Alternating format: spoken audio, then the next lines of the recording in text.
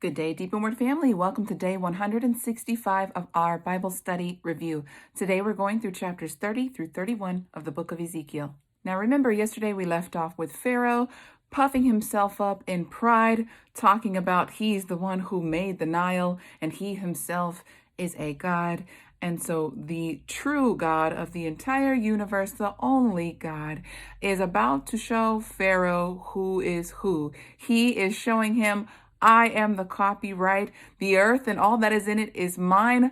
The copyright, the title deed is mine. No one else can lay claim to what I created, and he is about to show him. So chapter 30 is about a lament for Egypt, all right? And so let's start reading from verse 1. It says, "The word of Yahuwah came to me again, saying, Son of man, prophesy and say, Thus says the Adon, Yahuwah, howl and say to the day, for the day is near, even the day of Yahuwah is near, a cloudy day. It shall be the time of doom for the nations. The sword shall come upon Egypt, and the great pain shall be in Ethiopia," or you can say Cush. "When the slain fall in Egypt, they take away her wealth, and her foundations are broken down." Now, Egypt had been the world power for over 2,000 years. And what is the history that we're aware of Egypt? Egypt built these great pyramids off of the backs of slaves, right? It became this world power, this house that somewhat saved the nations, but that was by the hand of Yah. Let us not forget that Joseph was sold into slavery by his brothers, and then Joseph, right? He was second in command to Pharaoh at the time, and he is the one responsible. It's really Yah, but Yah used Joseph as a vessel to save his own people and to save the nations from a great famine. But from there on, we know that all of the pharaohs afterwards, right, they endorsed slave labor. They would conquer other nations, bring them in, and force them to build up this house, this world power. Sounds a lot like America, right? Well, yeah, America is another form of Egypt, right? And so there's this great nation here, and it was built off of the backs of slaves, right? Free labor, all right? And so this is an empire that has puffed itself up off of the support of other nations, other peoples. Let's keep reading. Verse 5, "Ethiopia and Libya and Lydia and Arabia, Cub, and all of the men of the land that is in league shall fall with them by the sword."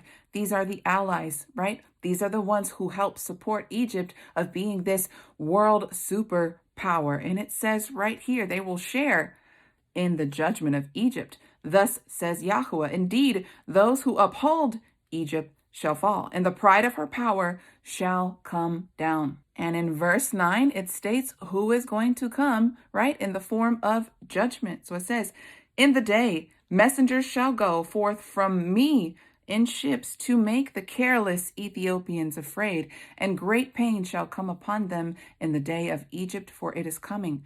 This is Nebuchadnezzar. Nebuchadnezzar came, right? And he broke off one of Egypt's supporters, which is Ethiopia. He broke them off first. Let's keep reading from verse 10. "Thus says the Adon, Yahuwah, I will also make the multitude of Egypt to cease by the hand of Nebuchadnezzar, king of Babylon. He and his people with him, the terrible of the nations, shall be brought to destroy the land. And they shall draw their swords against Egypt and fill the land with the slain.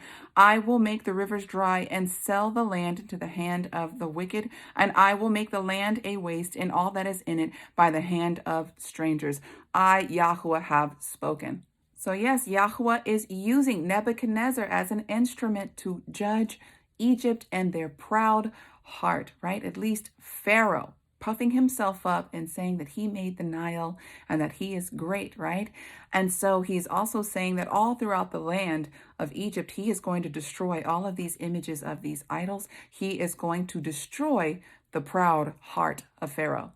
Let's continue reading in verse 20. It says, "In the 11th year, in the first month, on the 7th day of the month, the word of Yahuwah came to me, saying, Son of man, I have broken the arm of Pharaoh, king of Egypt." So he's going back in time and he's saying that he has broken one of the strong arms of Egypt. Now, if you go back to Jeremiah chapter 37, verse 5, you will go back and see that Pharaoh gathered his army, right? Because Israel paid tribute to Egypt to help them out against Nebuchadnezzar, right? So Nebuchadnezzar stopped his campaign against Jerusalem and then went up against Egypt, right? And then at that time, the king of Jerusalem thought that this was the hand of Yahuwah protecting his own people, right? But Yahuwah spoke through Jeremiah and said, oh, please do not boast up or make yourself confident in this. He says Nebuchadnezzar will return to do what I called him to do. All right. So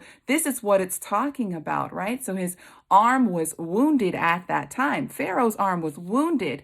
And then now Nebuchadnezzar is going to go back and finish breaking the rest of his arms, not just that wounded arm, but the other arm. He will leave him defenseless. Let's keep reading what it says. And it has not been bound up to be healed or wrapped with a bandage to make it strong or hold the sword. That was the blow that he was speaking of, all right? Therefore, thus says the Adon Yahuwah, I am against Pharaoh, king of Egypt, and will break his arms. Both strong will be broken. I will cause the sword to fall out of his hand, and I will scatter the Egyptians among the nations and disperse them among the countries.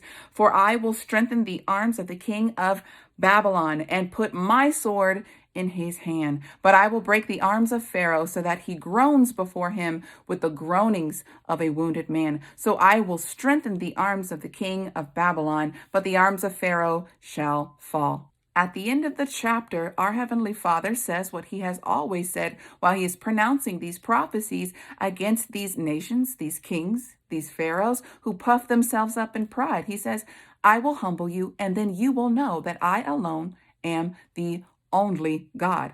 I alone am Yahuwah Elohim Almighty.